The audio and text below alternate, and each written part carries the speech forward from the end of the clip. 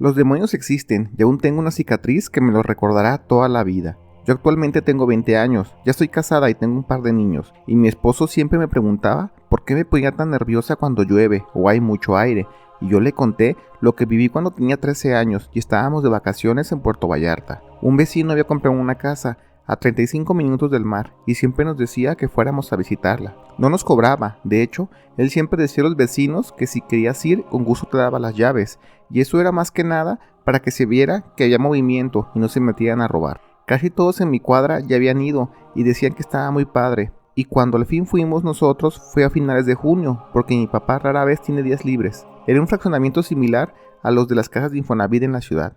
Pero bonita suerte tuvimos que cuando llegamos al día siguiente hubo una tormenta tropical y empezaron las lluvias, no tan fuertes, pero con un aire muy fuerte que seguramente tumbó el cableado de donde estábamos porque se fue la luz. Ese viaje todo estaba saliendo mal, pero apenas estaba empezando mi pesadilla. Sin luz yo agarré el celular y no lo solté hasta que se me acabó la pila, y bajé a la sala y estaban mis padres platicando. Eran las 9 de la noche y mejor me subí al cuarto a dormir. Estaba dormida cuando siento que algo me quiere bajar mis licras y asustada despierto y siento algo encima de mí y yo pegué un grito y empecé a soltar de patadas y sentía que le pegaba algo pero no se veía nada. Yo acostada solté más patadas y esa cosa como que se me quería subir y me arañaba la ropa, y cuando subió mi papá me vio llorando y gritaba solo: "Quítamelo, quítamelo". Esa cosa seguramente entró por la ventana porque estaba abierta de par en par. Mi papá entra y me quiere abrazar y él siente que algo está encima de mí y esa cosa le soltó arañazos y le rasguñó el cuello y poquito el cachete.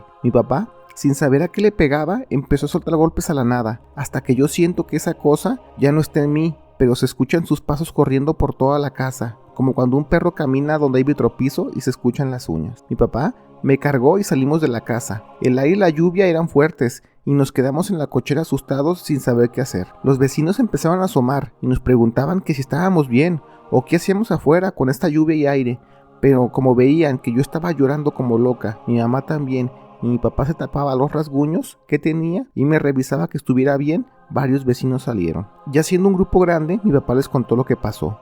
Una señora nos pasó a mi mamá y a mí a su hogar, y mi papá se quedó con los vecinos diciéndoles que hay algo en la casa.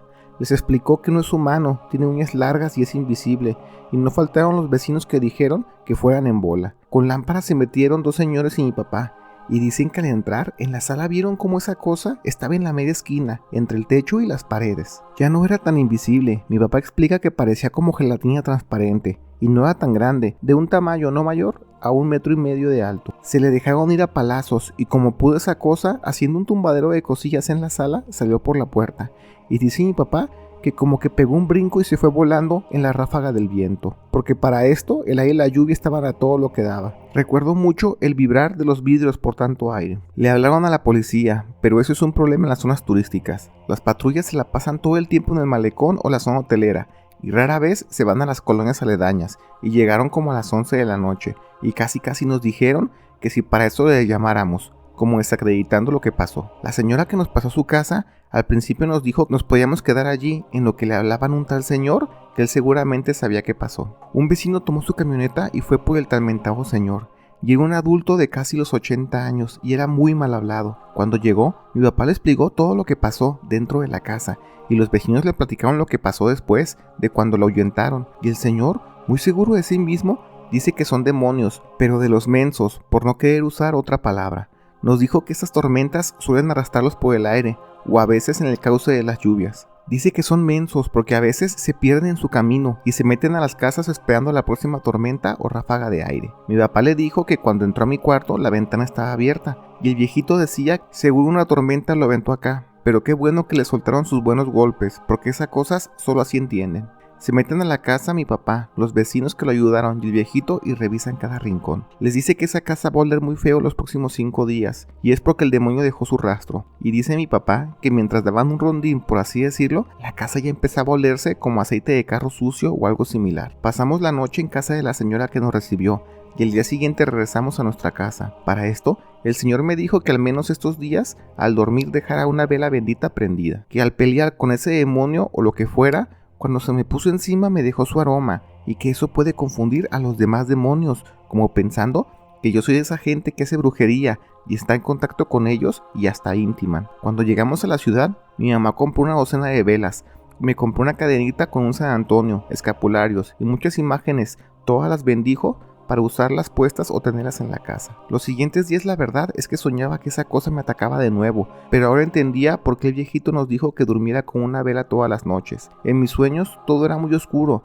pero con la vela prendida esas cosas no se me acercaban. Yo eso se lo dije a mi mamá, ya adulta, porque no quise asustarla. Mi papá y yo nos hicimos fuertes y le hicimos frente a la situación, pero a mi mamá sí le afectó bastante. Después de contarle eso a mi esposo, apenas nos cayó un dinerito extra y le pusimos doble protección a las ventanas y puertas donde vivimos y mandamos a bendecirla al menos una vez cada 6 meses.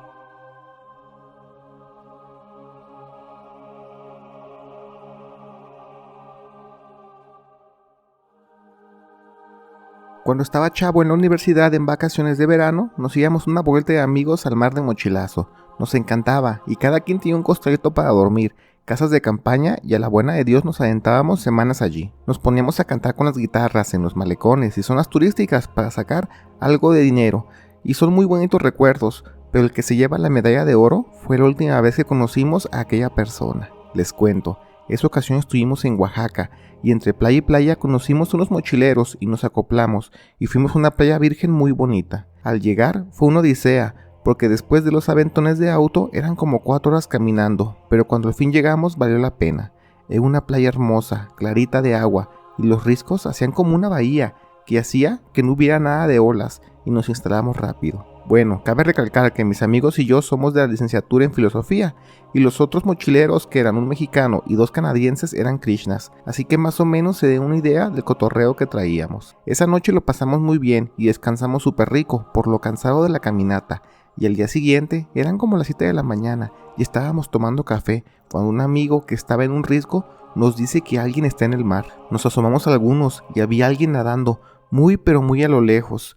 Estábamos hablando de una distancia que solo alguien con una condición de atleta podría llegar y no desvanecer. Estuvimos atentos a él y le empezamos a hacer señas que si necesitaba ayuda, pero eso era súper raro porque él se quedaba en el mismo lugar, no avanzaba ni se retiraba más adentro y así estuvo los primeros 30 minutos, luego 1 hora y así 3 horas. Nos pusimos muy paranoicos porque pensábamos que necesitaba ayuda, pero si te enfocabas bien, él se veía muy normal, nadando de un lado a otro. Uno de los canadienses dijo que se iba a acercar lo más que pudiera, para ver quién es, y cuando se fue tras él, le faltaba la mitad del camino, y cuando las primeras olas aparecieron, lo estaban cansando, y nosotros, asustados desde los riscos, vemos que este compa se cansó, y él estaba batallando ahora para regresar. Sus amigos se preparan para ir por él, y apenas entraron a la playa, vemos que aquel lejano nadador fue a rescatar al primer chavo que entró, y ya le gritamos a los amigos que se regresaran. En cosa de minutos, llegó un señor muy alto, muy atlético, cargando al compa canadiense. Aquí ya todo es muy raro y queda la interpretación de cada quien lo lea, pero esa persona no era de este mundo. Lo primero raro fue que cuando lo vimos tocar arena, era su complexión.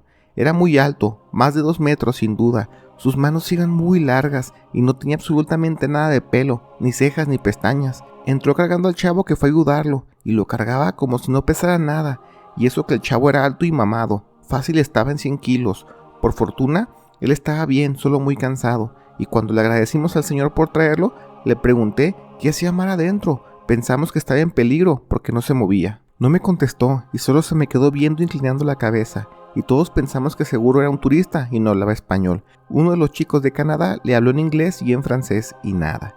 El silencio fue muy incómodo, hasta que el señor se me acerca, me da la mano y me dice, hola. No lo sé, esto es interpretación mía, pero pareciera que el señor esperó a cargar en su mente el idioma español, o así lo sentí. Le ofrecemos botanas y comida, y se nos acopló. No hablaba mucho, pero sí nos dijo cosas como que esta playa le encanta. Un día la visitó y jamás se fue, y que vive por allá, y nos apuntó mar adentro, y todos nosotros nos quedamos viendo como que el señor estaba muy extraño.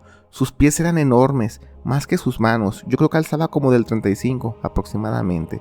El chavo de Canadá se desvivía por darle las gracias por salvarlo, y él decía que no es nada. Estuvo 1 hora con nosotros. Uno de mis amigos, no encarándolo, pero sí siendo más puntual, le preguntó que de qué país era, y a qué se refiere con que vive mar adentro, y él nos dijo que no tiene caso explicar, simplemente que no es de aquí, pero le gusta estar su tiempo aquí. En una de esas charlas dijo que de quién eran las guitarras, y le dijimos que de un amigo y mía. Me preguntó si le podía tocar una canción, y con gusto le toqué un par de guitarra clásica y española. Quizás era porque ese señor me daba mucho miedo, pero hasta recuerdo que me la rifé con las canciones.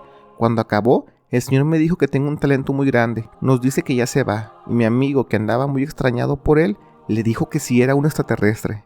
El señor voltea, nos da la mano, nos agradece la comida y dice que si queremos saber, lo sigamos. Allí se le acabó lo valiente y preguntó a mi amigo, y se fue el señor mar adentro. Nos subimos todos al risco para ver hasta dónde nadaba, y lo vimos nadar mar adentro sin parar, hasta que nuestros ojos dejaron de verlo. Nos juntamos todos y platicamos y empezamos a sentirnos súper bien. Y no sé qué pasó, pero yo empecé a llorar. No soy de llorar, se los juro, pero me sentía muy feliz en ese momento. Y en cosa de minutos todos estábamos igual. Decidimos irnos ese mismo día y cada quien tomó su camino en la vida. Ese fue el último viaje que tuvimos y lo recuerdo con mucho gusto. México tiene las mejores historias paranormales, eso ya nos quedó claro, pero también tenemos las mejores historias de fiesta y aquí también se las contaremos. Sigue nuestra nueva cuenta, México Embriagable, y escucha las mejores historias de la peda, como solo los mexicanos sabemos hacerla. Ya hay videos en la cuenta, allá te vemos. Gracias por ver el video. Te recordamos que todos los días subimos nuevas historias, así que activa las notificaciones. No olvides darle like y comparte, pero sobre todo comenta. Queremos saber qué es lo que la comunidad de México Inexplicable tiene para decir.